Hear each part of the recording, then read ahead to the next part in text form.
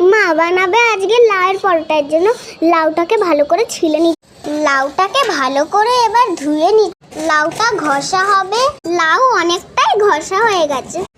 এবার দিয়ে দিলাম আটা। এটাতে একদম জল দেওয়া যাবে না, মানে যতটা লাউ ঘষে নেবো সেই পরিমাণে আটা। জিরের গুঁড়ো দিয়ে দিলাম, চাট মশলা, পরিমাণ মতো হলুদ।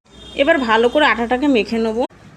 এই যে সুন্দর আটা মাখাটা হয়ে গেছে, এটাকে 10 থেকে 15 মিনিট ঢাকা দিয়ে রেখে দেবো। 10 থেকে 15 মিনিট বলেছি, কিন্তু আমি অনেকক্ষণই ঢাকা দিয়ে রেখেছি। এবার খুলে দেখব সুন্দর আটাটা তৈরি হয়ে গেছে। এবার আমি একটু করে নিয়ে পরোটা বানাবো। যেরকম রুটি আটা নিয়ে নিয়েছি বেলার জন্য, তেল দিয়েও পরোটাও বানানো যেতে পারে, রুটিও বানানো যেতে পারে।